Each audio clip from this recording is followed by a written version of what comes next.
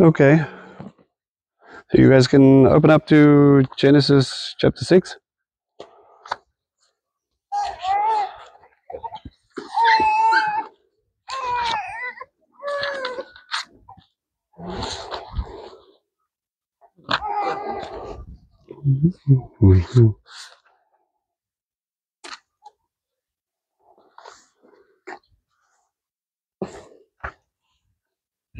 All right, so today's session is going to be a couple of different ways we could probably peel apart the text. All right, I'll focus. Obviously, we don't have time to go into every single little rabbit hole, but I will try and focus on the things that I feel that Abba needs us to probably address. But there's many little things that we're gonna jump around a little bit. Okay, so let's just see how we go. So at the end of chapter 5, it says Noah was 500 years old, and Noah fathered Shem, Ham, and Japheth. In time, when men began to multiply on earth and daughters were born to them, the sons of God saw the daughters of men were attractive, and they took wives for themselves, whomever they chose. Adonai said, my spirit will not live with human beings forever, for they too are flesh, therefore their lifespan is to be 120 years. Now, your translation might say something different there. Sons of Elohim. Sons of Elohim, and then their lifespan, or I will not what? I will not live in human beings. Okay. I will not strive with. Okay. So we have to see there's this little bit of contention. Okay. And you know, we have various. Okay. All right. And then it goes on to verse 4 and it says, the Nephilim were on the earth in those days and also afterwards, when the sons of God came into the daughters of men and they bore children to them. These were the ancient heroes, men of renown. Okay, so now we go sons of God, and they're called Nephilim in this section. Now, for many people, this immediately you switch gears and then people go off into Enoch. All right? I want you to take Enoch and I want you to put it on the bench far, far, far, far, far away from your mind. If you have gone through it or you have studied it or you have heard people reference it, for now, take it and plant it far, far, far away.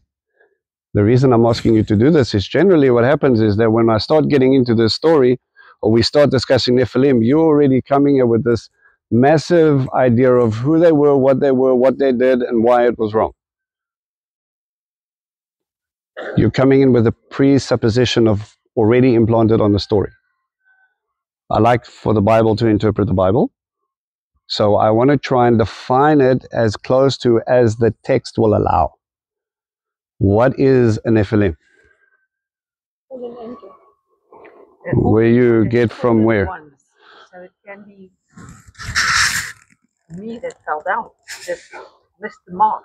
And do you have a verse to back up that that's exactly what they were referring to? Because if that was the case, why would the children be so big? Doesn't make sense. Right, but again, do we have verses to back up what this is? We have opinions, and a lot of the time we will lean upon Enoch. Just reading what we've said here, the sons of Elohim and the daughters of men, and they went into them and they were Nephilim. Okay. Now is that the offspring? Would that not be a hybrid? Probably closer. Okay, but again, don't listen to man. Let's look at the text and kind of define what's going on here. Stick up your hand if you want to raise to a portion. Raise to a portion. We're going to jump around. Rose, you're going to hold on to your chair. Good job. All right. Someone go Job chapter 1 verse 6. Who's got that one for me? All right. Job chapter 2 verse 1.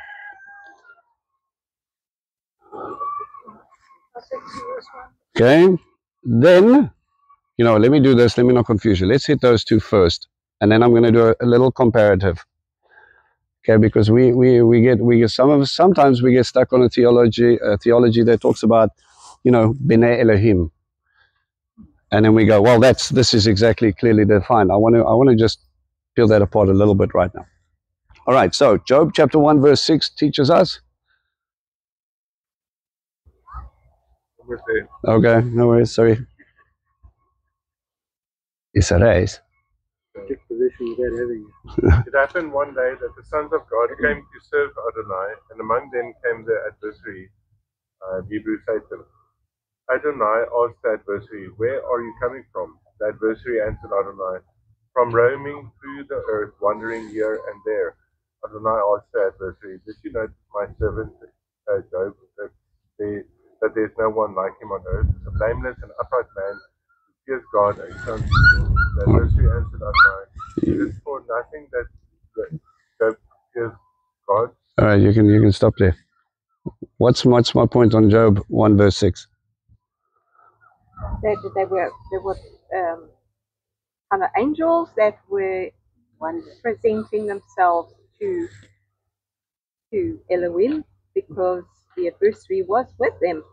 Okay, right. So we can take a few things from this. Job they believe from the time of the patriarchy. They say it's one of the older books, right? So we get to the place of, okay, well, it says here we have the sons of B'nai Elohim with Hasatan. Where were they having this conversation? In heaven, all right? You will have teachers, and I just want you to chew on this. They'd say the fall or Satan was cast out at the beginning when it says the world was tovu vebohu, formless and void. If that's the case, well, what is he doing up in heaven? Still having the conversation, still being the accuser, still going up into that point. You with me? All right, so we're going to try and sort of address some timeline issues here. And we're going to go, okay, he refers to these angels also as B'nai Elohim, or sons of God. The same ones that have come down and came into the daughters of men, and then Nephilim were made. You with me? Chapter 2, verse 1. Again, there was a day when the sons of God came to present themselves before the Lord, and Satan came also among them to present himself before the Lord. Okay, same story. Continuation. Still up in heaven, still having this, this little contrast with Job. Right? This is the issue. Now, I want you to see that we have to also be careful that the term is not necessarily exclusive. Deuteronomy 14 verse 1. Can I just carry on? Yes, sir. Just the word here. Another day came when the sons of God came to serve Adonai. Okay. Is that the word? I'd have to look it up. I didn't go that far. Okay. I'm focusing on one part here. Then came the adversary, Satan, to serve Adonai. Yeah, but we realize that also when we look at further portions, if I'm understanding your gist of the question, is that when Satan was cast down, a third of the angels were also cast down with him. Right? So the fact that we have these angels that are called, again, sons of God, that are still up in heaven at this time, allowed to have this conversation, same with Hasatan, tells me that the fall of Satan itself, where he is cast out from heaven, has not yet happened. You with me? So we still are dealing with a case here, and possibly in the time here when these Nephilim are going to be created or coming upon earth, this is part of their fall. Just like we had the fall of man. How did we go through this process? How did we get here? Moses sitting asking the question. Well, there was a garden, there was some fruit. This is the offshoot of that. Okay? But look at the term as it's used in Deuteronomy 14 verse 1. Who's taking that one for me? Okay. Deuteronomy 32 verse 5. Who's got that one? Joe's got it. And then Isaiah 43 verse 6.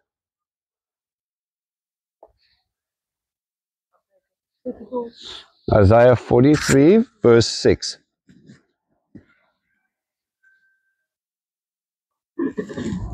Okay, so Deuteronomy 14 verse 1 tells us, You are the sons of Yahweh, your Elohim. You shall not cut yourselves or make you any baldness between your eyes of the head of the dead. okay, so is he talking to angels in that case? No. Right? The sons of what? The children of Yud-Vaveh. Right, so on one side we see it very specifically talking about the angels that are sitting up in heaven having a conversation. On another side in Deuteronomy is using it as a term for Israel. What is the word here for children? Bene. Right. Okay. Let's go to Deuteronomy 32 verse 5. Deuteronomy 32:5. A twisted and crooked generation has corrupted itself. Their blemish, they are not his children. Okay. So the idea of Bene Elohim is talking about from a creator standpoint. But here you have angels that have decided to, let's say, go against their function or against perhaps an instruction. Just like Adam and Eve, you can eat of any tree of the garden, but stay away from that. Right? Maybe this is part of the fall. Isaiah 43 verse 6. I said to the north, put them up, and to the south, thou hold them back. Bring my sons from afar away, and my daughters from the ends of the earth. Right, so total restoration, again, dealing with children, coming back and regathering for a time. So we need to understand that when we're looking at certain context, from God's viewpoint, when he looks at the angels, he looks at them as B'nai Elohim. And when he looks at you, B'nai Elohim. Now you've got to ask yourself, okay, well, thanks, Vince. You just made it clear and then you confused me at the same time. Jude 1:6 also clarifies it. And the angels who did not keep their own principality, but left their own dwelling, he has kept in everlasting shackles under darkness for the judgment of the great day. Right. So part again, giving them of the fall. So I think when we're looking at this, we need to go, okay, if we know that B'nai Elohim could mean angels or it could mean Israel, let's look at that context once more. And he says, Adonai said, my spirit will not believe with them. Sorry. I'll read from chapter 6, verse 1 again. In time, when men began to multiply on earth and daughters were taken to them, the sons of Elohim, B'nai Elohim, saw the daughters of men were attractive. And they took wives for themselves, whomever they chose. Adonai said, my spirit will not live with human beings forever. They too are flesh. Therefore, the lifespan is to be 120 years. The Nephilim were on the earth in those days and also afterwards, when the sons of God came into the children of men and bore children. To them, these were the ancient heroes, men of renown. So there was a distinction now all of a sudden between the offspring of one and the offspring of another. Okay? So it would follow the pattern of Jude and so on, that this becomes a case where angels decided that now we are going to produce after kind or against our kind. Remember, Genesis is going to set down two distinct patterns. This is the law of like kind. If I eat of life, I'm going to produce life. If I eat of knowledge of good and evil, this is what I'm going to produce. You want to eat of the world, that's what you will produce. But ultimately, the consequence is death. If I'm going to eat of life and I'm going to produce life, it's going to lead me to more life. You with me? So now all of a sudden, it's almost as if he's going, well, look, there's a mixed seed. But the spiritual lesson is the same. You can be B'nai Elohim and choose to go against God. Or you can be B'nai Elohim and come in and say, I'm following in my father's steps. You with me? Okay. So, ancient heroes, yeah? So the Nephilim is now not the same as the fallen. No, it looks more like the offspring of what happened there. Right, so that which we have on earth. right? And this is where we're going to get to the Nephilim were among them. Why don't we look at those verses for me, just to clarify that, okay? Numbers 13, verse 33.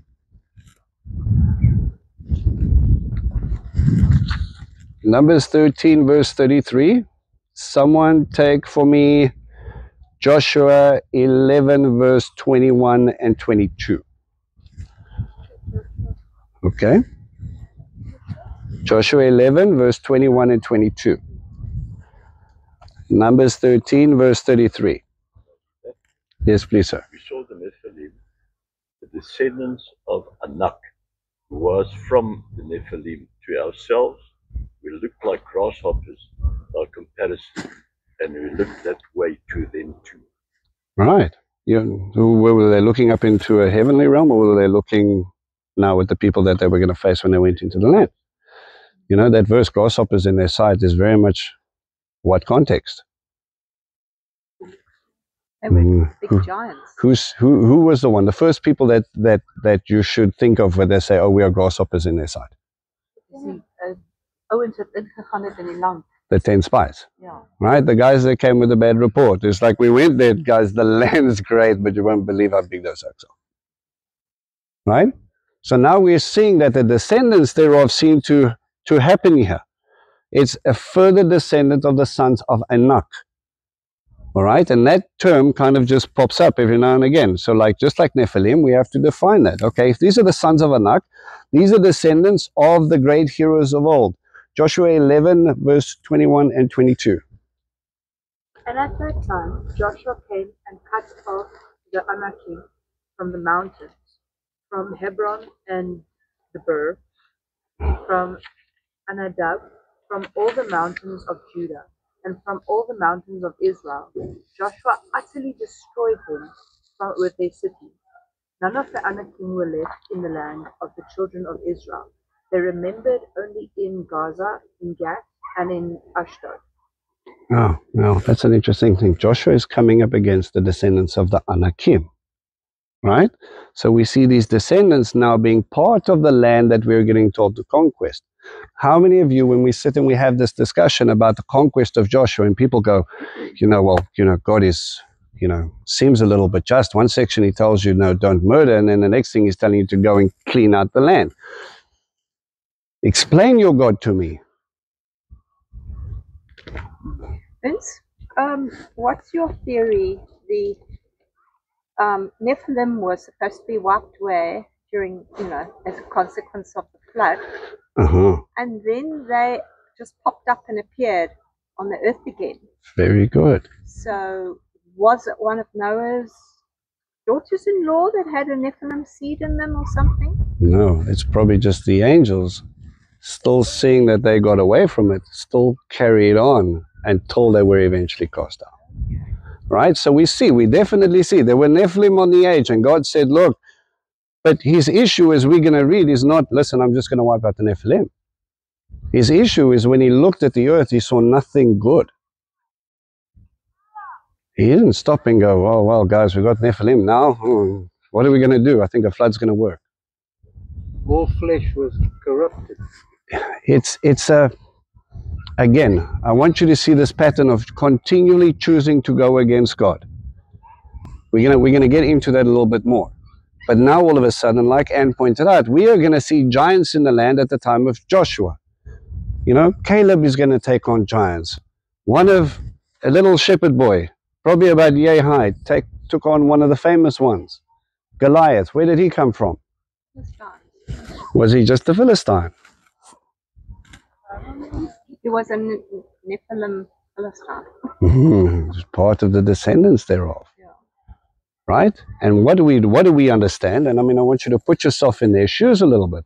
If we're coming up, I'm Joshua, right? And we're coming up and we're conquering the land. And you've got to remember, when we come up and we're fighting, it's our God versus theirs. It's not, listen, you have more military tech than I do, or you have superior force. Yes, that was there.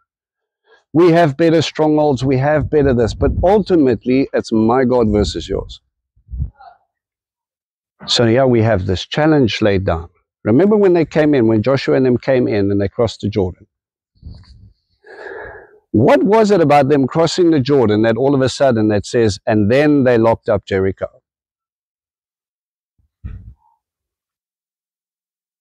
Was that a promise that that would be their land? What? So, Why? Well, crossing the river let me ask it in this way. Why would they all of a sudden go into panic stations when they crossed the Jordan? If Rahab was one of them that said, we know this land is yours, surely we should have packed up and left when we saw you at the border. Because it's really been lovely living here, but I've got a lovely place built up for me in the mountains far, far, far, far away. I'm going to go back to whence we came. But it was when they crossed the Jordan River that all of a sudden Jericho went locked down.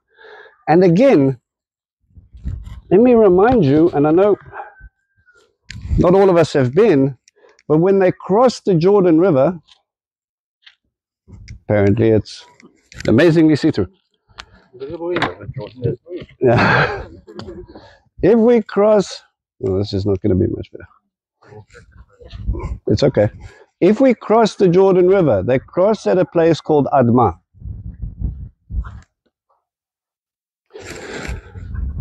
Now, Genesis study, you should go, okay, well, what's that? Why is that interesting? It sounds very much like Adam, doesn't it? But Admah actually talks about mud. So they're crossing over again at Admah, and then they go camp at a place called Gilgal. So they virtually go from, again, it's like their second stage. Their first stage of going through the wilderness, they cross into the wilderness by the Red Sea, right?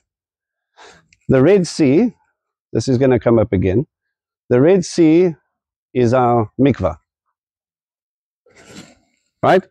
The mikvah, our baptism, thanks, Rich, that we went from slaves and we went into freedom. The very thing that was chasing me is now no longer here. My bondage, my Mitzrayim, that's what Egypt literally means. It's my bondage. My bondage has been dealt with.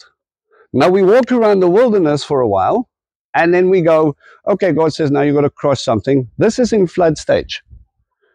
Now, if you describe the Jordan to me in your mind, what do you see? For those who haven't been to Israel, tell me what the Jordan looks like in your mind.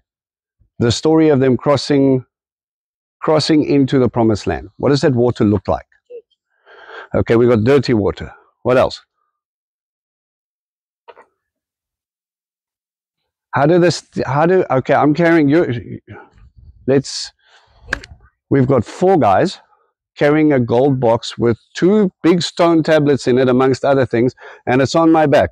I've got to take my foot in. What does my first step look like? Tiny. Huh? Yeah, very tiny step. Am I dipping my toe in? Is it at a sloped embankment that I can walk in, and then as I walk in, that God starts to stop the water? Because it says once they were in the Jordan, that's when he stopped it. Is that the picture we have? Is it a fast flowing river, or is it a fairly slow one? Fast flowing. Okay, the picture I want you to have is the banks of the Jordan kind of do that. It's a very narrow river. So this is normally waterline. Scripture tells you it's at flood stage. They say it's one of the fastest flowing rivers in the world when it's let loose. So I want you to see white water. When it's flooding, you say it's That's when it was normally running, excluding the flood stage. When you go up to places like Tel Dan, where they still have sections of the river running into the Jordan, where they haven't blocked it off, I've got photos somewhere. It's rushing white water. Okay? And it's bucketing down. Now I've got a big gold box on my shoulders, and maybe Joe and I are the Kochanim who are in the front today. Yesterday, our good friends Lo and Johan were at the back, and then we've got to take that step into the water. It's rushing water. Now you've got to stop and you've got to ask yourself, okay, well, what does that represent to us? Well, the box Remember when Moses parted the waters, he lifted up his staff. It was about God's authority, what he was going to do, and the Ruach came and separated. Here, it's the ark and the Levites who stand in the gap that are further up at Admah. They come here. Gilgal is about here. The Levites cross upstream. We're crossing over here. It is through your covenant that you go into the promised land. It's because of your relationships the only reason that you're going to get in. Right? So he goes in and says, now what am I going to do? Now that's what it represents to me. I went from a slave to free, but now I'm going from a free person into the fullness and promise of a covenant. You with me? And when I come into the land, what does that represent to Jericho? Because Jericho is actually about here.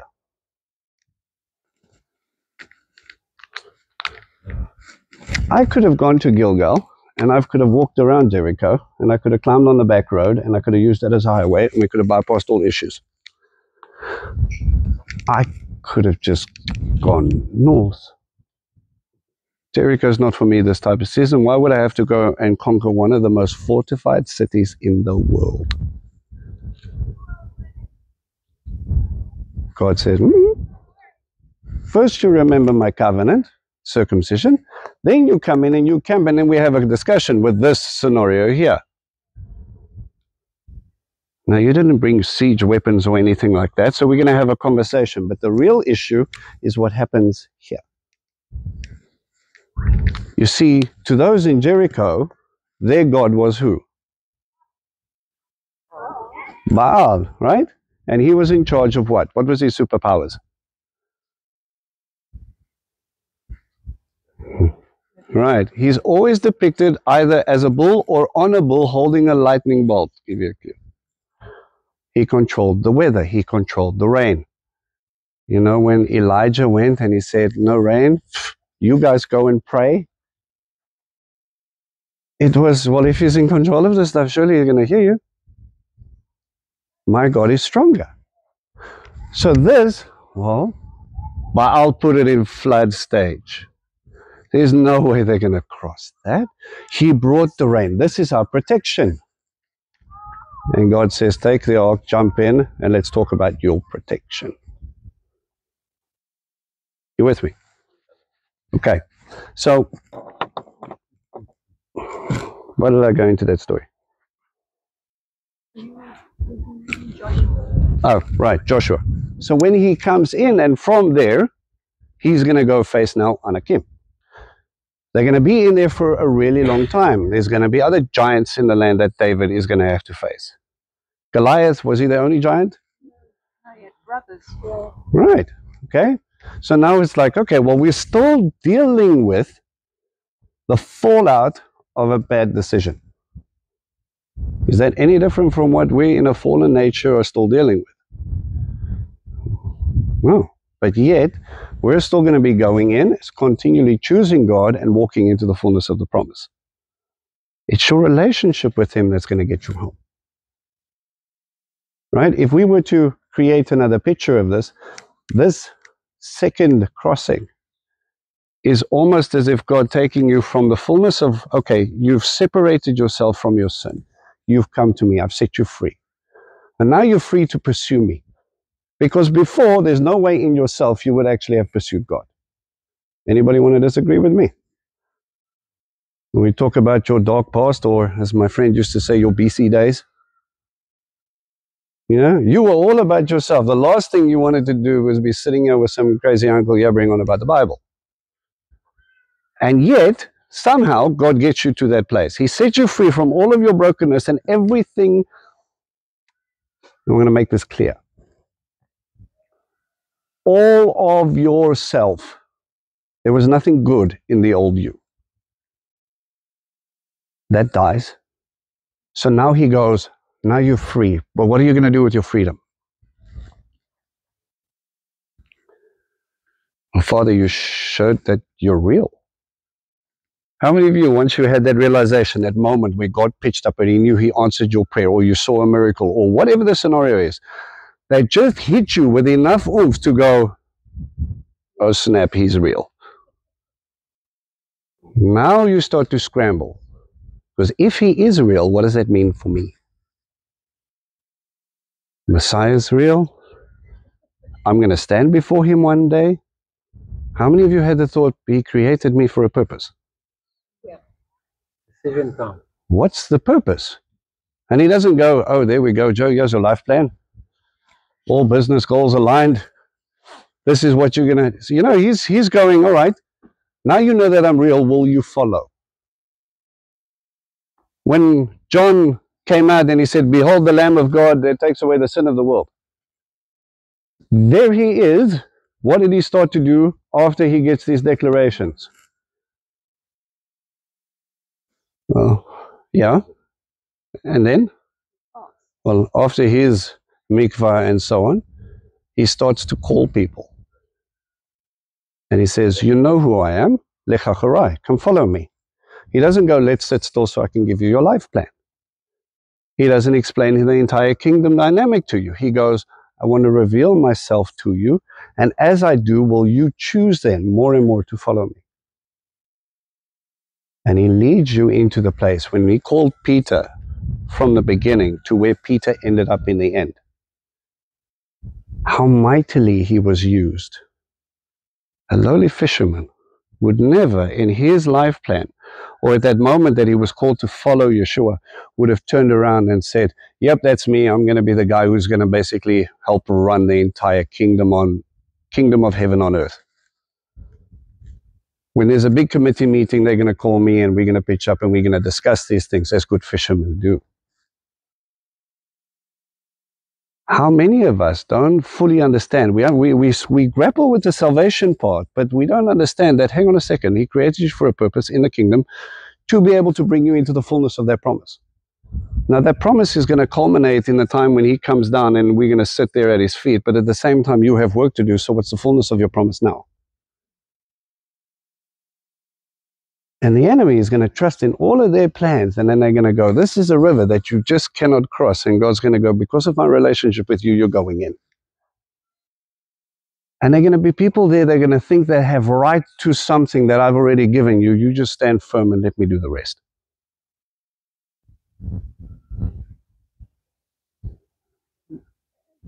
Satan will sow seed. Wheat and tares. Understand the difference and understand what you're called to do. So they go into a rushing river that Baal had put up so that they could come in, that would be a sign to them that their God had just been conquered. What's left for me to do but hide and hope they go past? God goes, no, we're going to deal with this, because unless we deal with Jericho as first fruits, you're probably not going to believe that I'm strong enough to take that city, and they definitely are not going to believe that I've come here to kick down the door. You with me? Right. So, Nephilim also are going to be there seemingly in the Torah, popping up because it seems like angels are still making bad decisions, just like men and women are still making bad decisions up until the time they get cast down. Okay? More or less okay. Just a small thing. The place where they crossed. Yeah. Yeah. Yeah. Same picture. And remember, when he also does the Red Sea thing, it says that the Israelites crossed over on dry ground, but when the Egyptians went through, it was muddy. It actually caught up the chariot wheels and so on, so that they couldn't move. But here they were able to go through because it's like a created thing. As I created the nation of Israel, as I created you individually, as I'm still creating, I'm pushing you for my purpose. We're just not always aware of what that reality looks like. Or we think so little of ourselves that we don't think that God has a plan for us. You weren't created in his image and likeness because he thought that the world didn't need one of you. He created you for that purpose because he wanted you to be used. Okay? So, back to Genesis. It says here, verse 5, Adonai saw the people on earth were very wicked, that all the imaginings of their heart were always of evil only. And this next verse I struggle with. Adonai regretted that he had made humankind on the earth, and it grieved his heart. When you look at creation, when he made you in his image for a relationship, and he goes, look, I've created all of this for you, and I want to walk with you in the cool of the garden, and he looks and he understands your heart, and he goes, well, there's nothing good left. And this is exactly what I want you to hear. The flood that he's going to take us through is about reversing creation. Verse 7. Adonai said, I will wipe out humankind whom I have created from the whole earth, and not only human beings, but animals, creeping things, birds in the air, for I regret that I ever made them. But Noah found grace in the sight of Adonai. The creation is nothing without you, because the relationship with you is supposed to be in the midst of creation. But hang on a second, there's still Noah. What does Noah's name mean again? Rest or comfort. So when he looked at Noah, he still found comfort. But wait, there's still one. Here is the history, again, Toldot, or the origins thereof, of Noah. In his generation, Noah was a man righteous and wholehearted. Noah walked with God. Noah fathered 3 sons, Shem, Ham, and Japheth. And the earth was corrupt before God. The earth was filled with violence. God saw the earth, and yes, it was corrupt, for all living beings had corrupted their ways on the earth. God said to Noah, the end of all living beings has come before me, for because of them, the earth is filled with violence. I will destroy them along with the earth. Before we get to the next verse, how far was it from Adam to Noah? How many generations? In 10 generations, he went from I'm happy, everything is good, to that's it, I'm done. And that's got to hurt your brain. In 10 generations, some of you see 3, some of you will see 4, some of you will see 5. And to think, by the time they go up, and hopefully someone sees another 5, and you look again, and God goes, you know, you started off strong, but your descendants had completely lost the plot.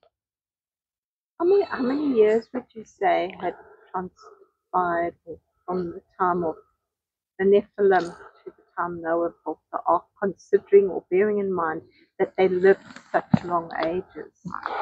It doesn't exactly say when they started to come down, so I think it would be very hard-pressed to be able to go, oh yeah, that's when they decided on the 23rd of January, you know, in the year 12, that they decided to come down. And from the time Adam was created, with the 10 generations, like each generation, you give them an average of to get them to 100 years per. What if you added up to the point of, up until the point of Methuselah, you could probably nail down a time. I'll have to sit down with that chart and have a look at it to see if we can. But yeah, it's an interesting to get to that point when the flood happened. Is that what you're asking? All right, we can have a look at that. He says, make yourself an ark of gopher wood, and you are to make the ark with rooms and cover it with pitch both outside and inside. Here is how you are to build it. The length of the ark is 450 feet. Your translation will say 300 cubits. Yeah? Okay. Its width 75 feet and its height 45 feet. You are to make an opening for daylight in the ark 18 inches below its roof.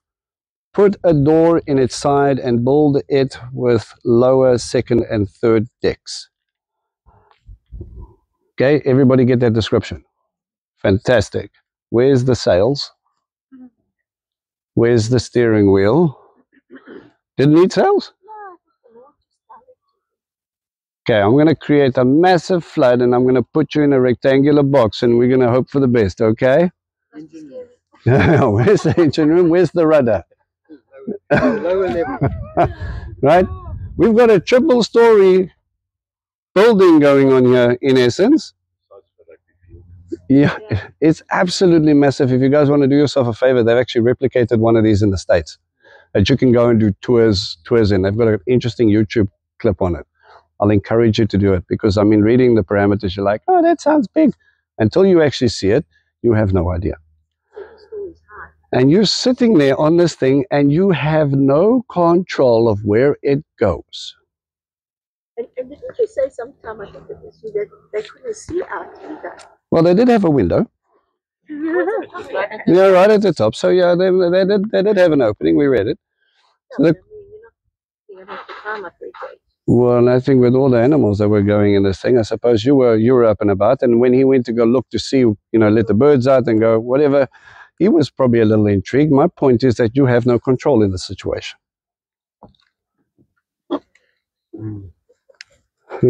How many of you think you have control of your life right now? You try. Yeah. Yeah. The way we try. We're running up, getting all the animals to go onto the left side so that we can steer the boat in circles, because we don't want to lose sight of where we want to land. See, there's a point in this turmoil, is that ultimately God is going to be the one who's kept you safe, and he's the one who's going to bring you to rest. How many times did you think Noah was sitting there, my name is Noah, my name is Noah, I will receive the rest that he promised me? The ark will come to rest. The earth will rest. And later, as we saw in Genesis 5, the names bringing in the meaning that Yeshua ultimately is the one who's going to bring you rest. Okay? Now, you notice that in the midst of it, there was a door, and it was covered in pitch or tar. Right? So at the bottom we have a covering. What does that covering do? Waterproof. Okay, fantastic. And when I say The same pitch that was on Moses' basket. yeah, and there we get an interesting picture. Just like Moses didn't have a rudder or a steering wheel, and he was let loose amongst Nile crocodiles and such and hippos, God brought him safely to the destination that he needed to be. The difference between life and death was this covering. The reason I want you to focus on the word covering, because in Hebrew the word is kapera. Kapera is the same word we use for atonement. The covering of, or the atonement of Yeshua's blood is the difference between destruction and judgment and life. You with me? Now, Yeshua does something quite interesting, and this again, it's a play on the offering system, is that he will say, the kingdom of heaven is at hand. And you will go, that's great. What does that mean? In Hebrew, Melchut HaShamayim Karva. Karva has the same root word as kapera. The kingdom of heaven is not only close, but it's about atonement. It's about covering. The kingdom of heaven is at hand. Or you could probably look at it in his hand. Right? In the midst of this, that word for sacrifice comes again from another word called karuv. Karuv and karva carry the same root. It's the same word, or a root of the same word, that the offering system itself means to draw near. So not only when I come in with an atoning sacrifice, or do I come in to draw near to God, the reason I do is because he separates me from life and death. You with me? Okay. All right, we'll leave that there for now. Gopher wood. Why not acacia wood? Because that would have been my first choice if I was going to make links. You know, it's the same as the ark, and look at the funny wordplay that we have in English. I know that was coming because, he's God, he knew everything. And then he brings us to the place and he goes, I'm going to make something out of acacia, but he doesn't. He chooses gopher wood. Why?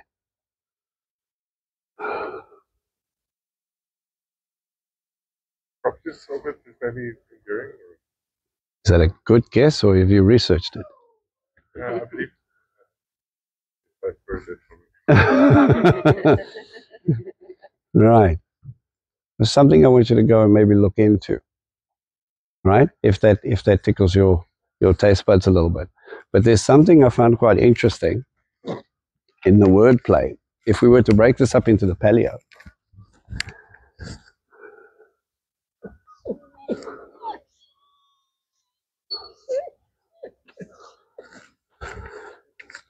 Gimel, pay, or sometimes translated as a fe, and then the resh. Look at your bookmarks and tell me what sentence you can make with it.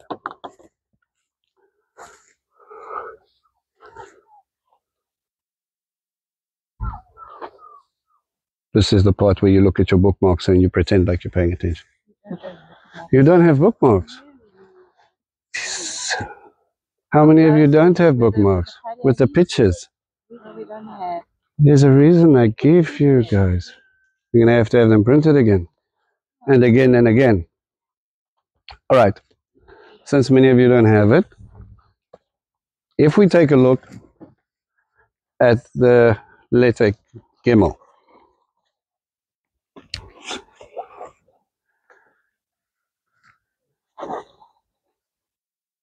Oh, sorry. I'm scribbling the wrong one. Well, while I'm here, mouth, voice.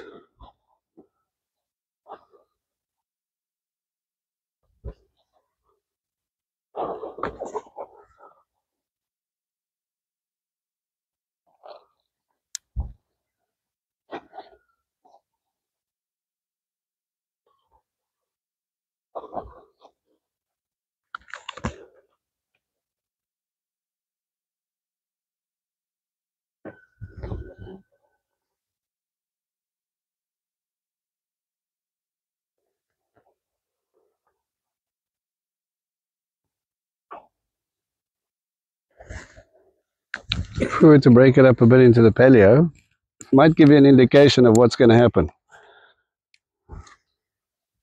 What do you see? Okay.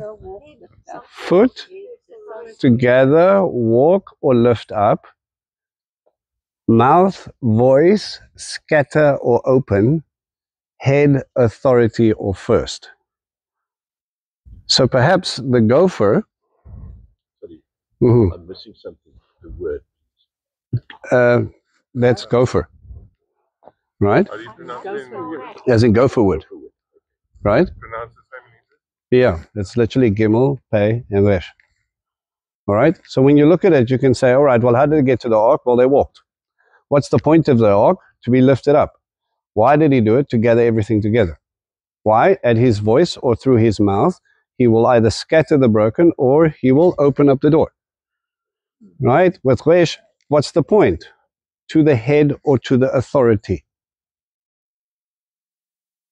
So when he talks about gopher wood, maybe it's not so much about properties, but the fact that he's going to call you to lift you up from, he's going to call you with his voice or gather you to his voice because he is your head.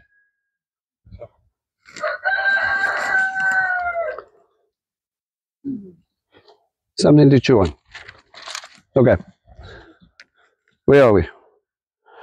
Okay, so he gives us this pitch, tar, covering, door, 3 decks. Verse 17, it says, Then I myself will bring the flood over the earth to destroy from under heaven every living being that breathes. Everything on earth will be destroyed, but I will establish my covenant with you. You will come into the ark, you, your sons, your wife, and your sons' wives with you. So this will become a place of safety, and it will be a picture again or a sign of a covenant. Okay? We know this is going to lead up to the rainbow. But can you think of any other thing that if you go to a single place with you, your sons, your daughters, and in that place you will be protected? Yes. When the angel of death passed. Yeah, it's a Passover story. Yeah. Right? It says, if you have the covering, Wherever I place you, there I will protect you in your household. Right? And again, it's the karva, it's the kapeva, it's that atonement picture that he gives us. So he goes, verse 19, it says, from every living, from each kind of living, you are to bring 2 into the ark to keep them alive with you. They are to be male and female, of each kind of bird, each kind of livestock, each kind of animal creeping on the ground. 2 are to come to you so that they can be kept alive. Also take from all the kinds of food that are to be eaten, and collect it for yourself. It is to be food for you and for them. This is what Noah did. He did all that God had ordered him to do. All right? How long have we been going? You guys need to stretch legs? No? Okay. So what I want you to get here, in this place he says they're going to come in a pair of every kind. And they're going to be, and you're going to bring in food. And then I want you to remember this verse. It says, this is what Noah did. He did all that God had ordered him to do. Okay? We get to ask the question in a bit. So let's take we can take a bit of a break, and then we can carry on thereafter. Give me such hope, Ross. Everybody understands what Vince is saying. No, we don't. All right, so to try to give you a timeline of the fall of Satan and his angels, Revelations 12 for me is probably the most descriptive. It kind of nails down things a little bit for me. Okay, it says, now a great sign was seen in heaven, a woman clothed with the sun under her feet, the moon, and on her head a crown of 12 stars. She was pregnant, about to give birth, and she screamed in the agony of labor. Okay, now what makes this difficult is that when you study Revelations, you get up to a point where it's like bang, bang, bang, action, action, action, action, action. And then chapter 12 is kind of like a snap it and look back. So unless you pick up the references, the remezes, and this is why we have to be careful. If we're going to go into end time thing, I need you to understand that John, being trained by a rabbi, understood remezes, and he thought that you have studied everything from Genesis up to Revelation, so that when he mentions wording, you will understand where he got that from. Okay? So the lady that has 12 stars and the sun and the moon. Tell me who it is. Nadine gets to keep quiet on this one. Who is that? Israel. How do you get that? 12 stars. Just the 12 stars. And what about the sun and the moon? Today we will have people that will look up in the signs in heaven, and then we will go, oh, well, we see it's this type of star, this is the alignment, and I'm not saying there is no worth in that. What I'm saying is that you're not dealing with, you're dealing with a rabbi. Okay? So remember when Joseph had dreams? Right, the first one was about? Okay, and what was this way? He took up sheaves of wheat and he bundled them together, and there were 11 that bowed down to him. So the first one was to tell him it was about what? His brothers. You see, that's what we all focus on. It was going to be that your brothers will bow down for you because of food.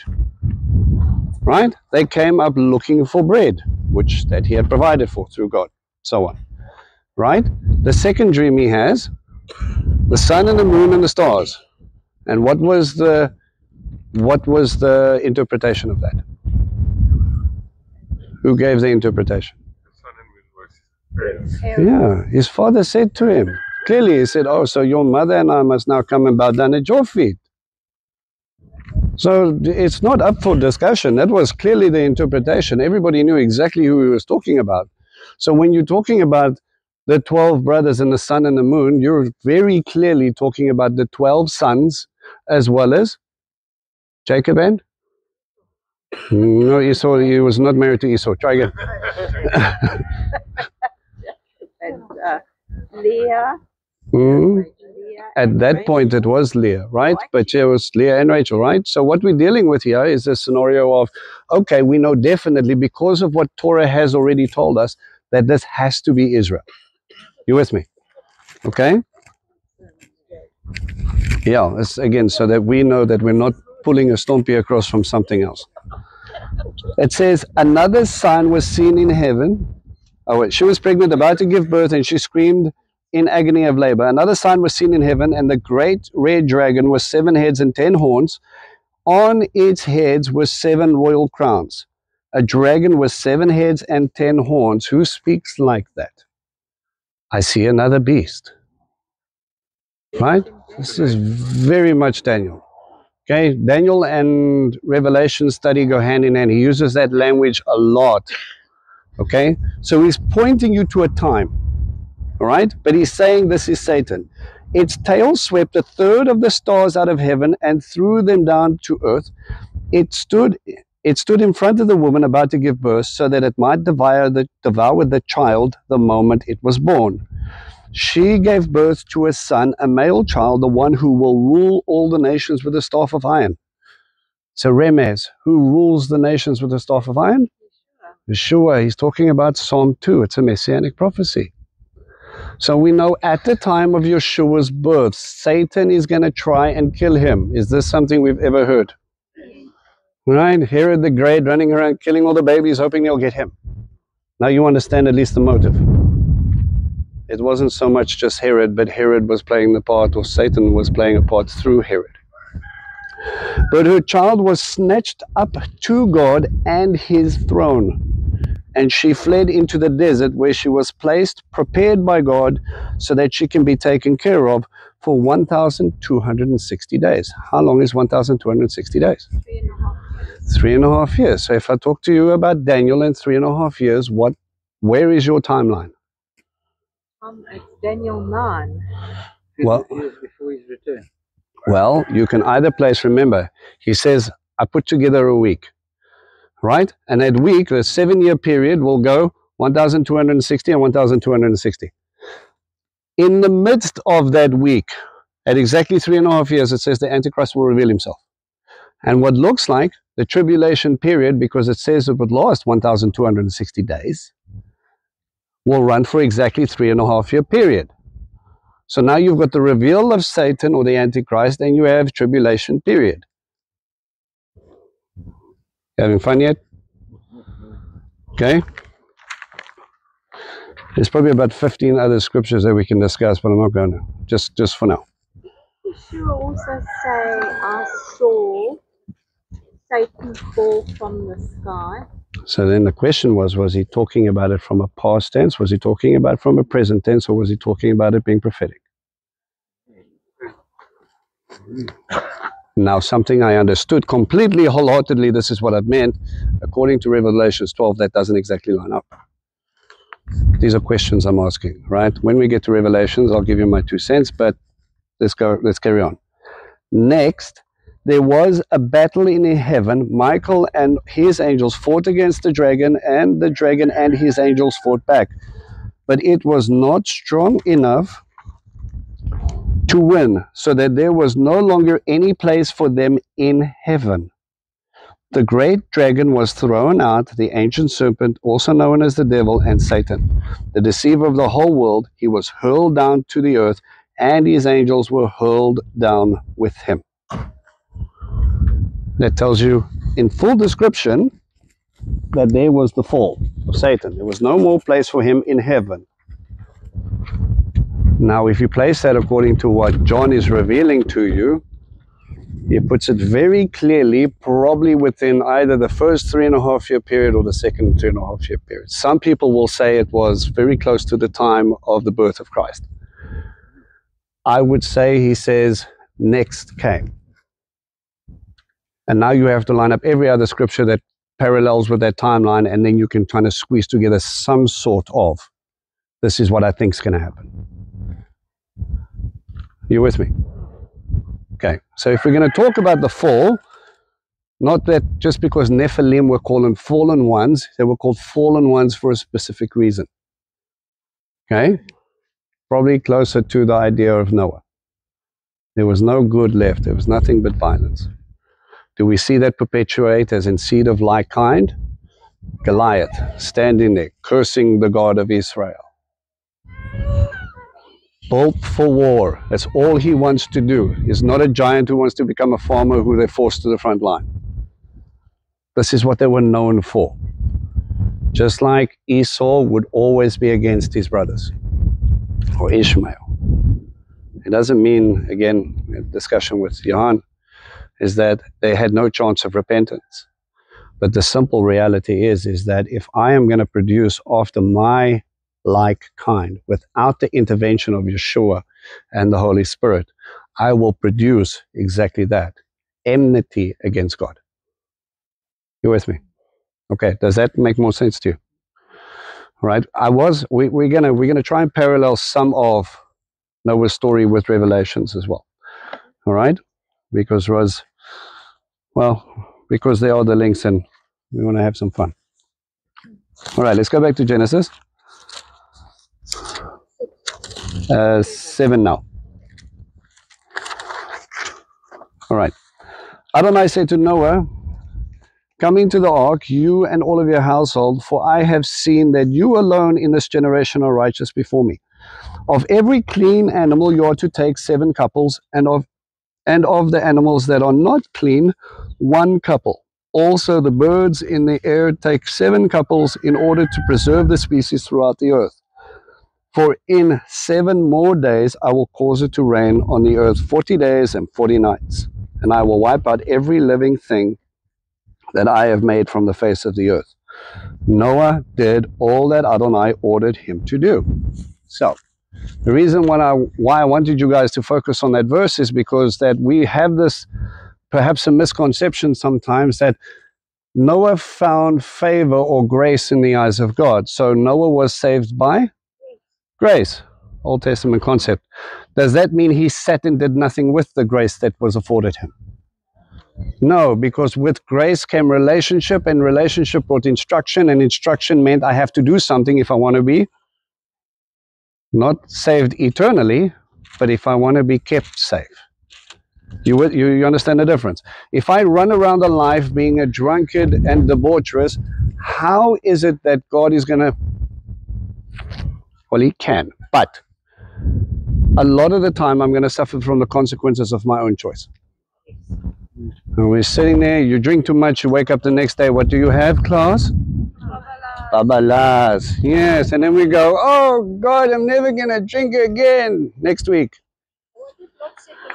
There's a whole bunch of dark past that we're going to get into there, but we get to the point where we want God to deal with the consequences of our sin rather than us actually stopping to sin.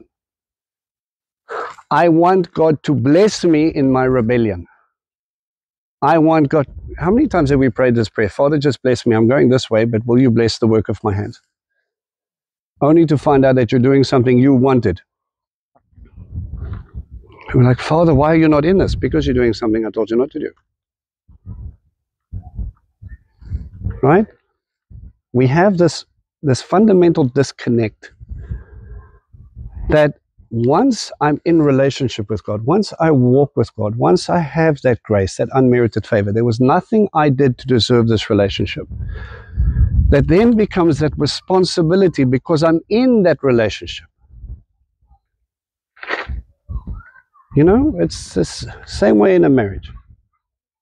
You have someone that comes to you and they says, listen, I understand all your brokenness, all your faults, all your ugly, warts and all. I love you. I'm going to be there for you, and I'm going to walk with you, and I'm going to do all of this. And I choose you. And you and yourself will look at yourself in the mirror and go, why me? But it's the love of the other person that gives you that reality. And then once you're in that relationship, it doesn't mean you can do whatever you want. It means that you come into that covenant relationship. Now I want you to respond as my. Noah, will you continue to walk with me? Yes, Lord. Build an ark, you're going to need it. And I'm going to be about, he's thinking, Noah, he could have just saved them. He says, no, I want you to build the ark so that you can look after creation. 100-year project. Perhaps. Some people believe that 120-year reality perhaps meant that Noah took 120 years to build the ark. But the issue simply comes down to, Father, I'm here and I want to obey. The reason I obey because I trust you. The reason why I obey because you love me. The reason why I obey is because I'm yours. Obedience has always been about surrender because you're in the relationship. Somehow we've lost the saving grace of Christ has now all of a sudden given me a license to disobey everything he says. Married couples, stick up your hand if that's worked well for you. When you've come into that marriage and then you go, I will do things my way, and your other one will say, I will do things my way. And there was lovely, there was peaceful humming every night thereafter. Peaceful humming. We get to the place that we realize that if I want to truly love the person, there's going to be change in my life. The question becomes, in this moment of building an ark maybe, or in this moment in the wilderness, or in this moment coming into the promised land, am I going to do it his way because the only reason I'm here is because of him? Your ultimate desire to be with God is what leads you to obedience. And this is why John will say, if we love God, we will keep his commandments. Because Noah's desire was to walk with God. Noah's desire was to be with God. And he says, well, I've got a plan. Are you in? Gather them and bring them to me. Has that commission really changed? Behold, look at the fields.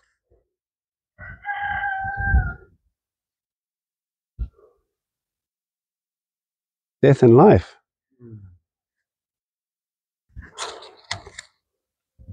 So he goes, I'm going to bring 7 pairs of all that is clean and a pair of everything that was unclean.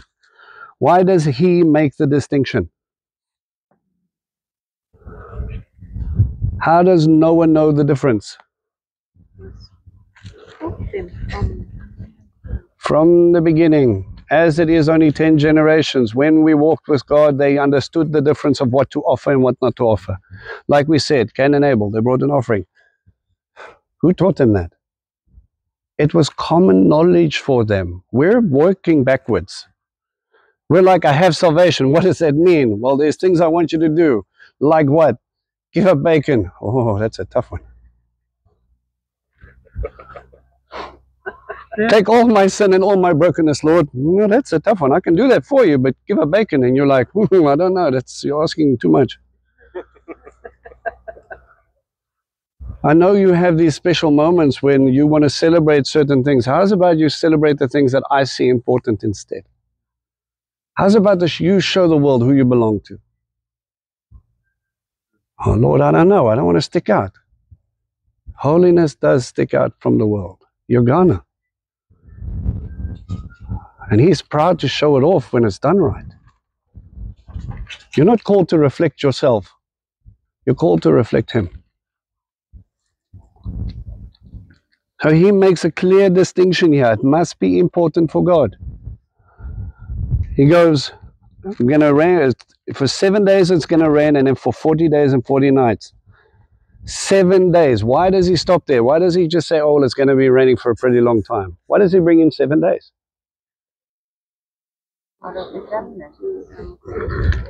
This reverse creation.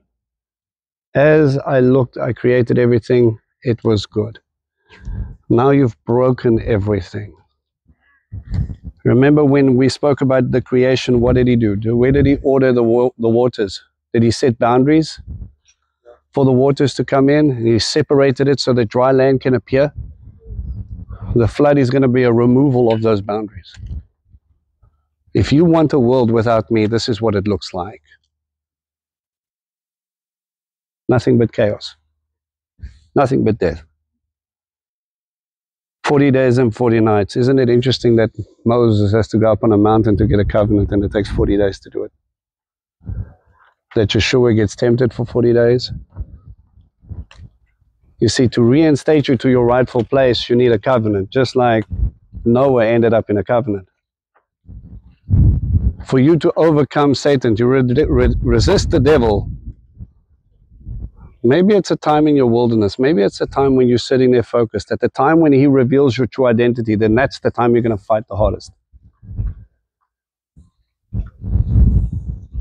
Don't get comfortable where you are. You were made for so much more. The world is trying to tell you that you're nothing. He's calling you out because he has a plan for you. On the 17th day of the second month of the 600th year of Noah's life, all the fountains of the great deep were broken up, and the windows of the sky were opened. It rained on the earth 40 days and 40 nights.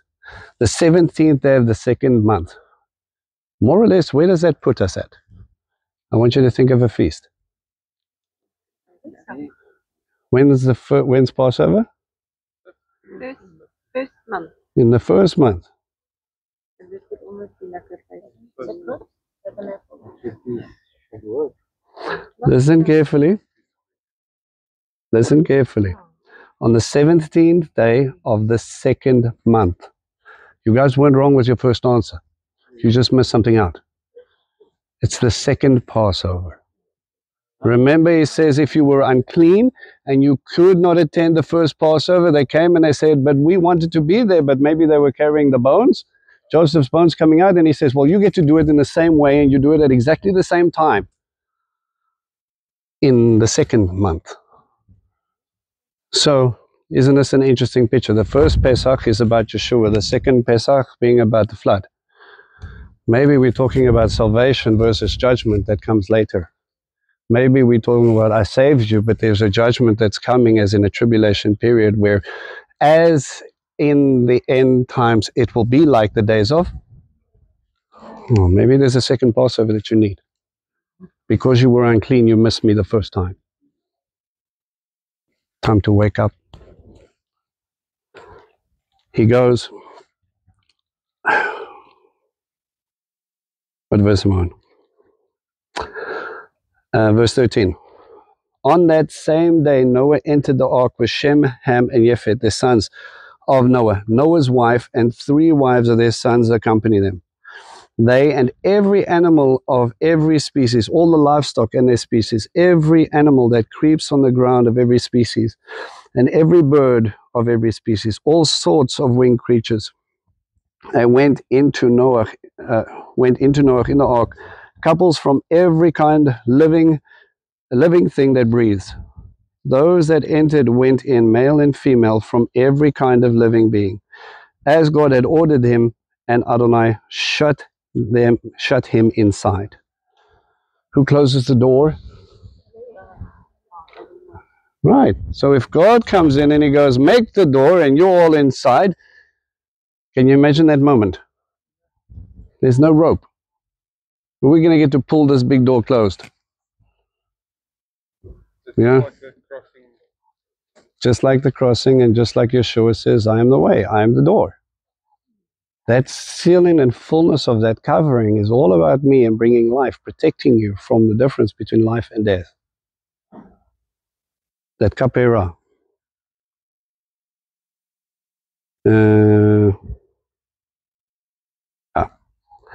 The flood was 40 days on the earth, and water grew higher and floated the ark, so that it was lifted up off the earth. Water overflowed the earth and grew deeper until the ark floated on the surface of the water. The water overpowered the earth mightily. All the high mountains under the entire sky were covered. The water covered the mountains by more than 22.5 feet. All right?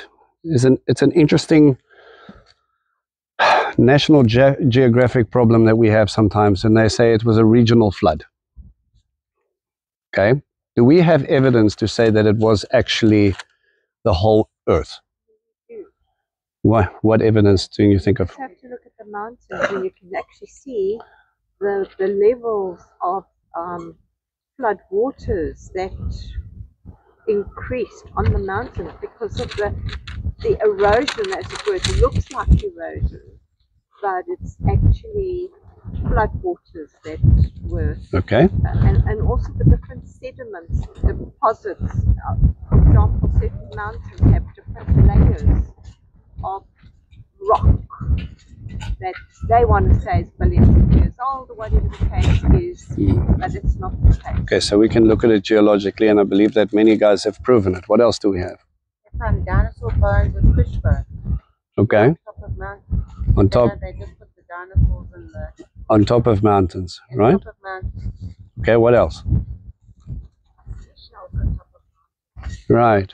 One of the most notable is seashells on the top of Mount Everest. Archaeologists are a little bit confused. Okay. Another evidence perhaps that you can chase into is when you look at every ancient civilization has a story about a family on a boat.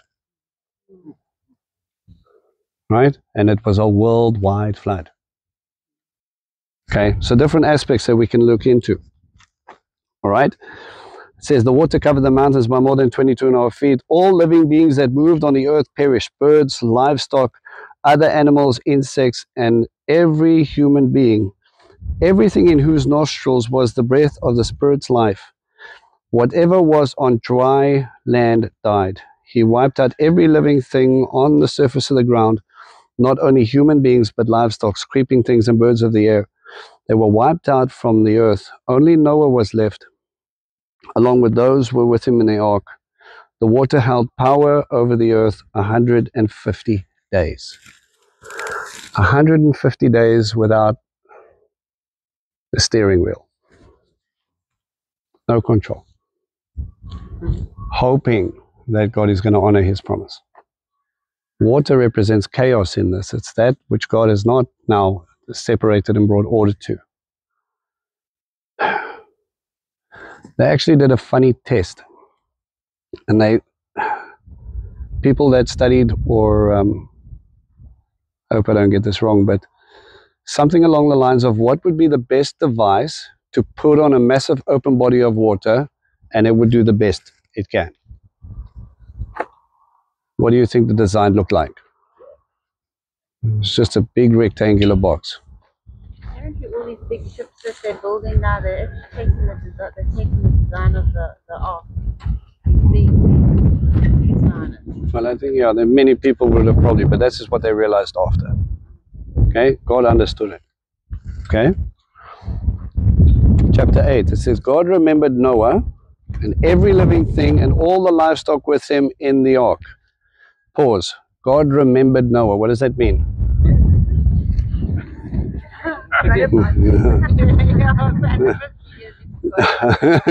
She's chilling on 150 days, like, woo!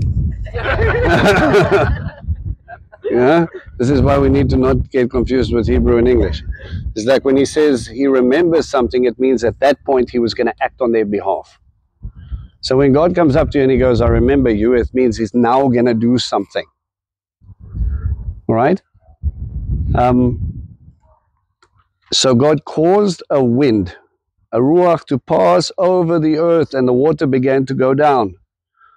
Right? A separation between water and land comes again through ruach. It's a mikvah in a sense. All right? A baptism. All the fountains of the deep and the windows of the sky had stopped. The rain from the sky was restrained, and the water came back from completely covering the earth. It was after 150 days that the water went down. On the 17th day of the 7th month, the ark came to rest on the mountains of Ararat. The 17th day of the 7th month. What feast are we in? So when God dwells with man on a mountain, and you see Moses probably looking at that going, no way. You will come to rest at this point at Sukkot, tabernacles. Remember that prophecy that led to the genealogy table in Genesis 5? The point of Yeshua coming to bring rest happened on top of a mountain. What's the name of the mountain where he was crucified? Mount Moriah. Okay, it's one of 7 peaks of Jerusalem. What else happened on Mount Moriah again? The binding of Isaac. Okay, it's mountaintop moments. It's very interesting. So he went from second Passover to I will dwell with you. And he says the water kept going down until the 10th month. On the first day of the 10th month, the tops of the mountains were seen. What is special about the 10th month?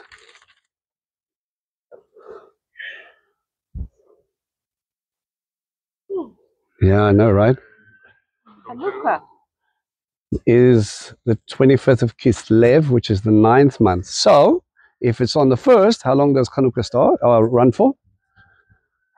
8 days. 8 days. So it would take us into that period. That's one illustration. What is Hanukkah really about? Dedication. The dedication. Okay, that's fantastic. It has no link with Yeshua whatsoever. Yes. How? Well, he's the light and the temple. When was he born? Around, I think 5. The 7th? Now we're going to get a timeline. He was born? Sukkot, it says God will tabernacle or you will dwell with us, right? That's in the 7th month. Backtrack 9 months. According to a Hebrew calendar, he was conceived probably in the 9th. The end of the 9th. Mid. That means he was probably conceived around the time of Hanukkah.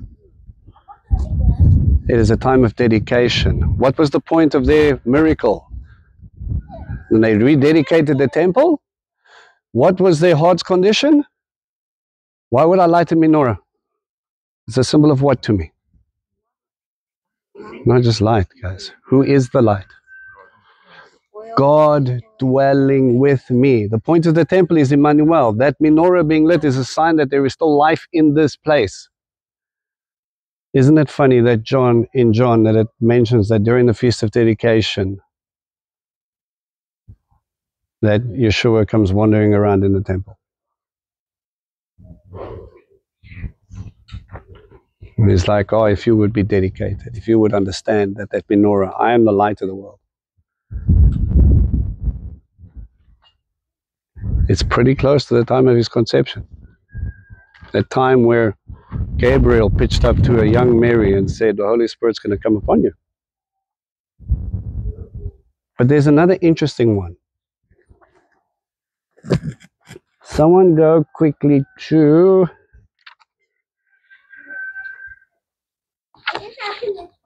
No, it would help if I turn the page. Hey.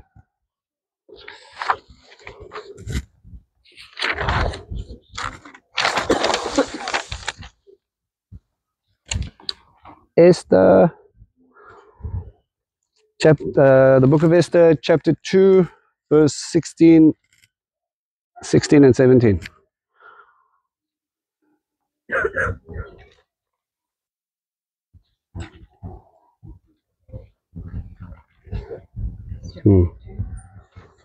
Verse 16 and 17. Was taken after to his royal house in the 10th month, is the month of Tibet, the 7th year of his reign. And the king loved Esther above all the women, and she rose in grace and favor in his sight more than all the virgins. And he set the royal crown on her head and made her to rule instead of Vashti. So perhaps the coming down of the ark is a preparation for a bride.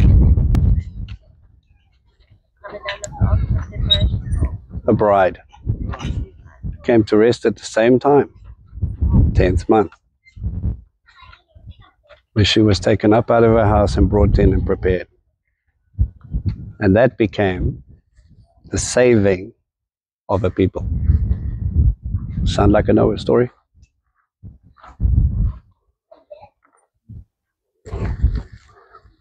Can I just say something? Yes, sir. It's scary how important every little word in the scripture is, because it just, and we just read over it. Yeah. This is why it takes me 45 minutes to do 3 verses. I love the fact that you guys stick with me. I really do. Sometimes wonder why. Me too, don't worry. All right, where were we?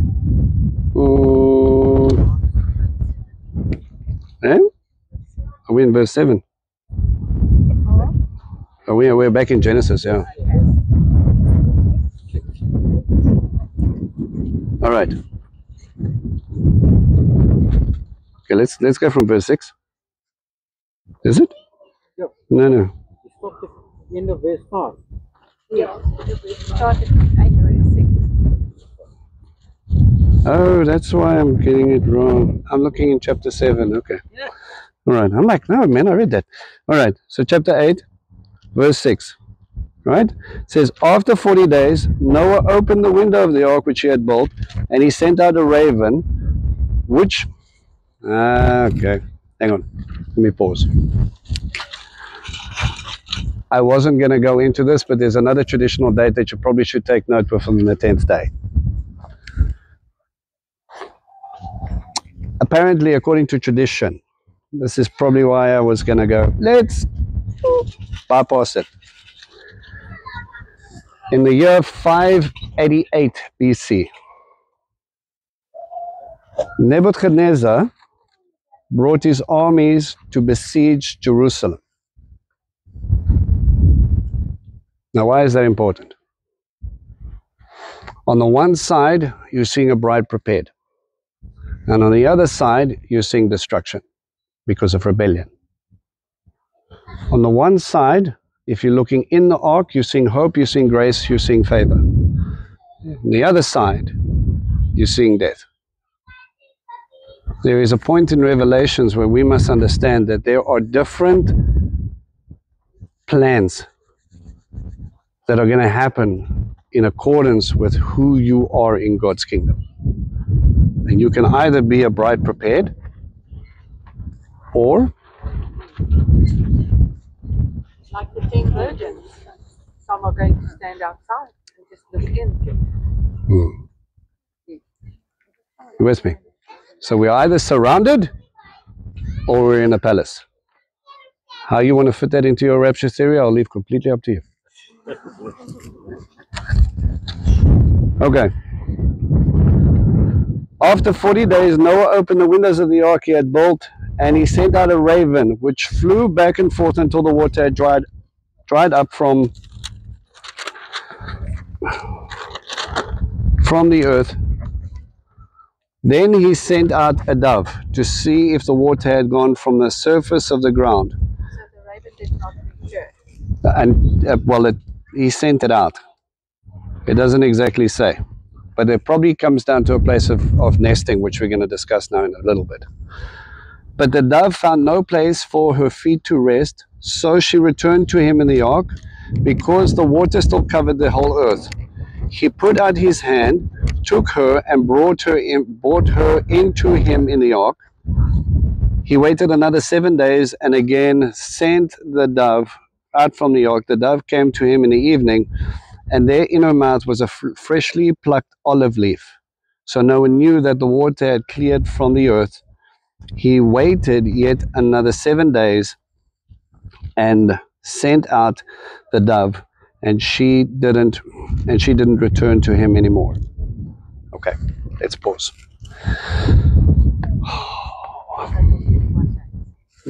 Sorry, Mum. You know when Abba just pokes you with certain things that I need to mention, so I feel like I'm going backwards again. Esther's story. We'll come back to the raven and the dove in a minute. How many provinces were under King Ahasuerus' reign? 127. 127 provinces. How long did Sarah live for? 127 years. So what does Sarah and Esther got to do with each other? They were both female. See, Roz?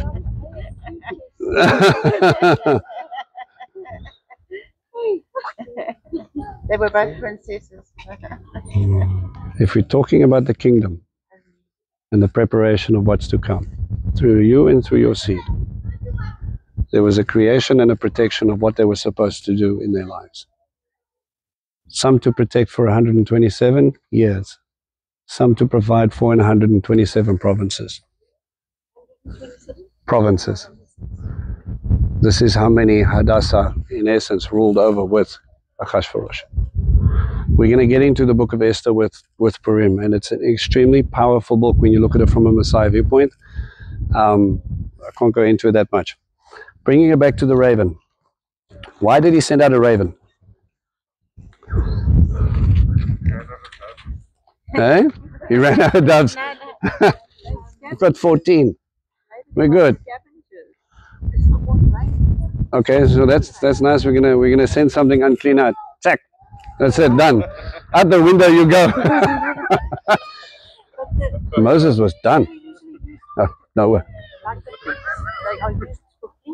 Okay. I want you to look at the flying patterns of a raven first.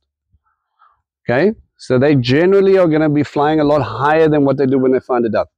Notice he didn't send out an eagle or he didn't send anything out. He's going to send something else that's going to fly a little bit higher up and survey the land. Okay? Then it found no rest. So if it was going to come to rest, it would probably come up in a fairly high tree. But from a standpoint of whether or not we can open the door, well, that's a problem, isn't it? Okay, so if I send out a dove, where do we generally find doves? Normally walking around on the floor. So when it said she found no place for her feet to rest, you know that she was not able to go and work. But what she did come back with was a piece of an olive tree. Now, why didn't she come back with a rose? It's much lower, maybe. Right. What does an olive tree tell me if I was Noah? Now, before we get there, think logically. Let's start with the physical, and then we'll move further. The waters have receded adequately or started to recede. Even with a really ancient olive tree, it's not going to be 20 meters tall. It's going to be maybe 2.5, maybe 3 meters. So we know we're very, very close now to when we can actually go outside.